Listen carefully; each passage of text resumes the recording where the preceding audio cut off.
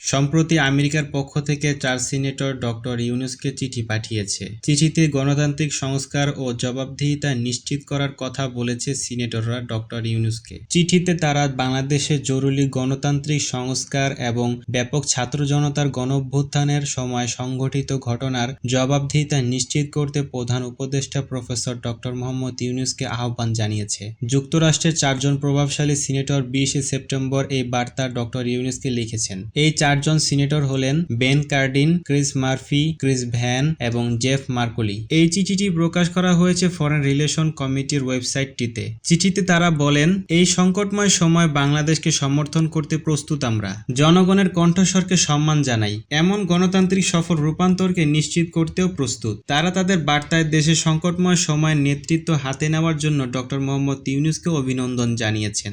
দাবি জানিয়েছেন দেশের সকল প্রতিষ্ঠানের পরিবর্তনের। সিনেটরগণ হিন্দু ও কক্সবাজারের রোহিঙ্গা সম্প্রদায় সহ ঝুঁকিপূর্ণ সম্প্রদায়ের ওপর হামলার জন্য যারা দায়ী তাদের জবাবদিহিতা নিশ্চিত করতে দ্রুত পদক্ষেপ নিতে এবং আইনের প্রয়োগ শক্তিশালী করার আহ্বান জানিয়েছেন। আরো বলেন, সম্প্রতি সপ্তাহগুলোতে বিশ্ব প্রত্যক্ষ করেছে কিভাবে বাংলাদেশের জনগণ সাহসের সঙ্গে সমষ্টিক পদক্ষেপ গ্রহণের মাধ্যমে পরিবর্তনের ক্ষমতা প্রদর্শন করেছে। যখন নাগরিকরা একতাবদ্ধ হয় তখন তাদের কণ্ঠস্বর সবচেয়ে আধিপত্যবাদী এমনকি স্বৈরাচার নেতাদের ক্ষমতা ত্যাগ করতে বাধ্য করতে পারে। কিন্তু এই ঐতিহাসিক মুহূর্ত এমনি এমনি আসেনি। বিক্ষোভকারীদের ন্যায্য অধিকারের দাবির সঙ্গে যুক্ত হওয়ার পরিবর্তে র্যাব সহ বাংলাদেশের নিরাপত্তা রক্ষাকারী বাহিনীগুলো নিষ্ঠুর শক্তির সঙ্গে সাড়া দিয়েছে। হত্যা করেছে কয়েকশো মানুষকে, গ্রেফতার ও আহত করেছে হাজারো মানুষকে। যেসব মানুষ প্রাণ হারিয়েছে তাদের জন্য আমরা শোক প্রকাশ করি। সেই সাথে আমরা অন্তর্বর্তী সরকারের প্রতি আহ্বান জানাই, নিরাপত্তা সেবার সঙ্গে জড়িতদের মানবাধিকার লঙ্ঘনের বিষয়ে একটি নিরপেক্ষ